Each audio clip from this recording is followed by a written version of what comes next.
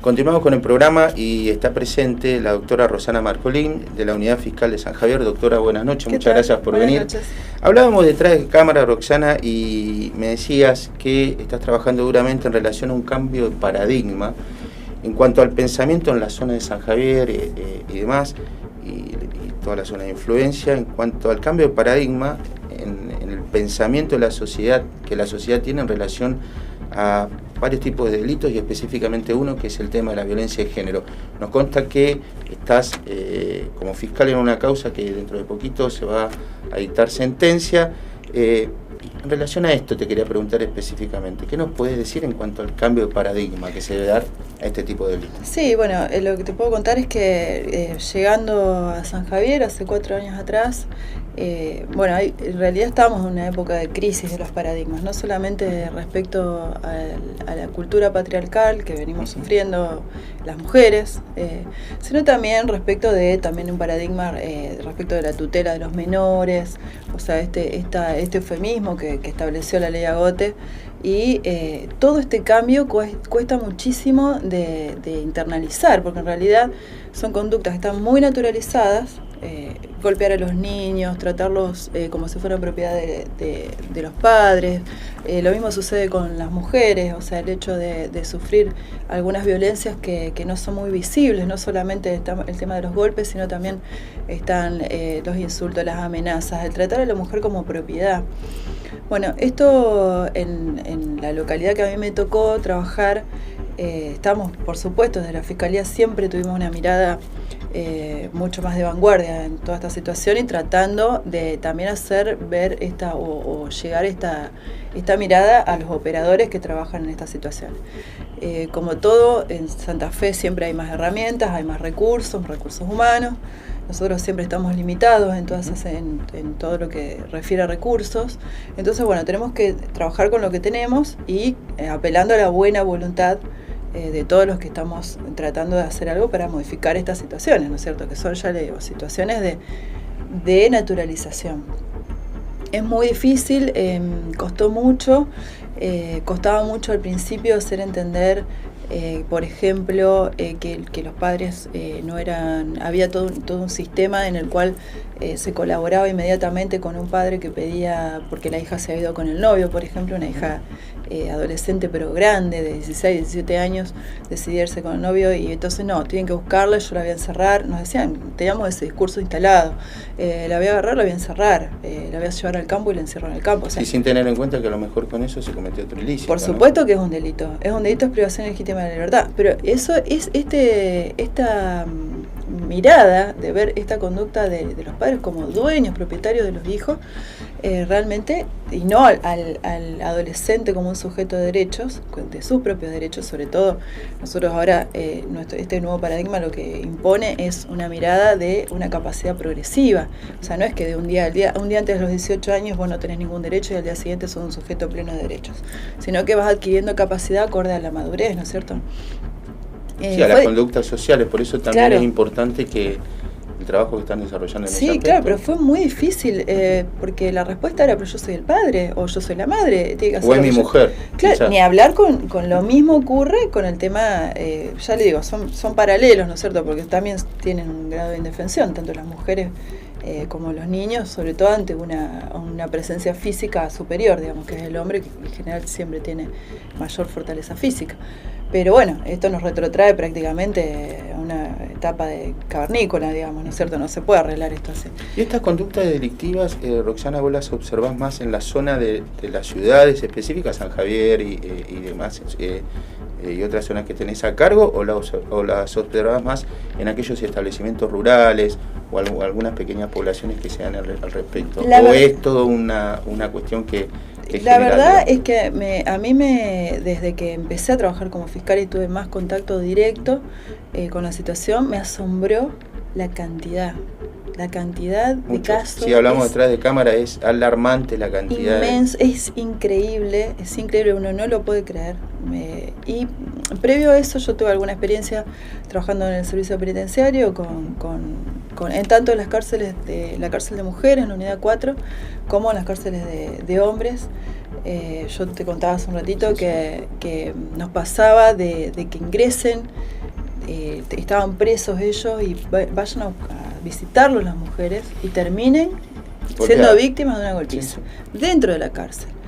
Esto nos hace, al menos por lo menos a mí me hizo reflexionar bastante respecto a esta solución mágica cuando se plantea no, tiene que estar preso. Bueno, obviamente en el caso no podemos ni discutirlo, o sea, es una cosa impensable que no esté preso. En el caso que nos tocó hace poquito la audiencia un femicidio, del juicio, claro, del juicio abreviado. Pero en otros hechos, yo he escuchado en las noticias o he visto el reclamo, no, pero no lo dejó preso ni 24 horas, o si hubiera estado preso 24 horas esto no hubiera pasado. O sea, eso me parece más, por lo menos de mi experiencia y de lo personal, hablo de una postura personal absolutamente, no funcional. Me parece algo que no está muy cercano a la realidad. O sea, porque incluso teniéndolos presos, estaban presos y igual ejercían actos de violencia de género. Entonces, no es tan sencillo, el problema es cultural. Lo bueno de todo esto, justamente lo que planteaba Germán, es esto del cambio de paradigma, y en la justicia es importantísimo, porque yo creo que puede hacer una diferencia. Ahora, no una diferencia mágica, puede hacer una diferencia en cuanto a lo que es terminar con la impunidad, porque estos casos habitualmente terminaban en la impunidad, en absolutamente ninguna sanción. Por más que capaz que sí estaban en prisión unos días, porque eso los jueces anteriores tenían mayores facultades para tener más tiempo detenido a una persona. Pero igual no había sanción. Y aparte estaba una especie de cansancio o hartazgo por parte de determinadas autoridades de recibir siempre las mismas denuncias de las mismas mujeres que después volvían con el marido. Entonces era como, ¿para qué vamos a generar todo un expediente y un legajo? Se reincidía en la conducta delictiva y sin embargo... Claro, entonces como la víctima volvía, se cajoneaba o no se le atendía, o se la recibía y se le daba una constancia, pero no se procesaba debidamente la denuncia porque total volvía con el marido. En relación a esto que decís, te tengo que hacer una pregunta que la hace la gente común, muchas veces quizás confundido porque no conocen cuál es la realidad de la ley. ¿Qué pasa cuando las víctimas de violencia de género, en este caso la mayoría, en estos casos las mujeres, de este tipo de delitos, retiran la denuncia, como se llama vulgarmente? Es decir, denuncia en un primer momento a un concubino, o a su marido, a quien fuere, y con posterioridad va a la fiscalía, va y retira la denuncia. ¿Qué ocurre en estos casos?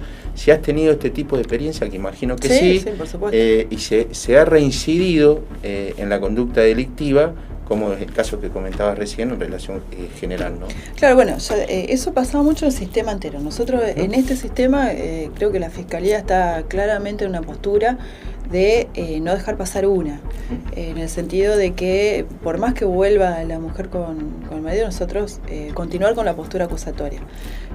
El tema es que la denuncia, hay distintos tipos de delitos que pueden denunciar. Generalmente en violencia de género, los que caben más habitualmente son las amenazas, a veces son calificadas con un cuchillo, con lo que fuera, las lesiones leves. Las lesiones graves, bueno, después terminamos ya con un homicidio, bueno, y alguna privación ilegítima de la libertad podría ser también.